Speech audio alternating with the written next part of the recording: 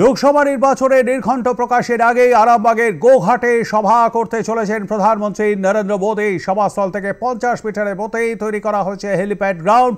কড়া নিরাপত্তার মধ্যেই চলছে সভার প্রস্তুতি। সভাস্থল থেকে নিজের কর্মী সমর্থক ও বঙ্গবাসীর উদ্দেশ্যে কি বলবেন প্রধানমন্ত্রী নরেন্দ্র মোদী, সেদিকেই নজর রাজনৈতিক মহলের।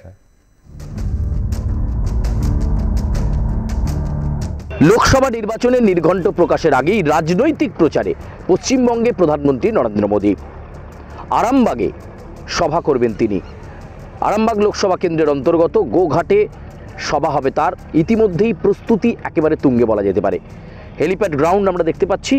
এই হেলিপ্যাড গ্রাউন্ডেই প্রধানমন্ত্রী নরেন্দ্র মোদীর চপার ল্যান্ড করবে। তার জন্য নিশ্চিত নিরাপত্তা। সভাস্থল থেকে 50 মিটারের মধ্যেই এই হেলিপ্যাড গ্রাউন্ড করা হয়েছে। আমরা সেই ছবি এখানে দেখতে পাচ্ছি।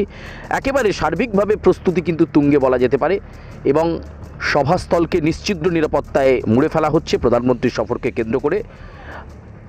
হুগলি জেলা পুলিশ প্রশাসন যেমন প্রস্তুত, একই সঙ্গে কেন্দ্রীয় নিরাপত্তা বেষ্টনীও আঁটোসাঁটো করা হয়েছে এবং প্রধানমন্ত্রী নরেন্দ্র মোদী লোকসভা নির্বাচনের আগেই পশ্চিমবঙ্গে এসে তার রাজনৈতিক বক্তব্য কী দেন এবং এই আরামবাগ সাংগঠনিক জেলা থেকে সেই জমিতে দাঁড়িয়েই দেশের শীর্ষ নেতার কী বক্তব্য শোনা যায় তার জন্য মুখিয়ে রয়েছে আপামর বিজেপি কর্মী সমর্থকরা। তারা শুনতে চাইছেন ঠিক কী বক্তব্য রাখেন প্রধানমন্ত্রী নরেন্দ্র মোদী এবং কিভাবে লোকসভা নির্বাচনের প্রচারে যেতে দিক নির্দেশ করেন দলের শীর্ষ নেতা। সেই দিকেও তাকিয়ে নেতৃত্বের এবং কর্মীদের একাংশ। ক্যামেরা কৃষ্ণেন্দুর সঙ্গে সুচারু, আর প্লাস নিউজ, আরামবাগ।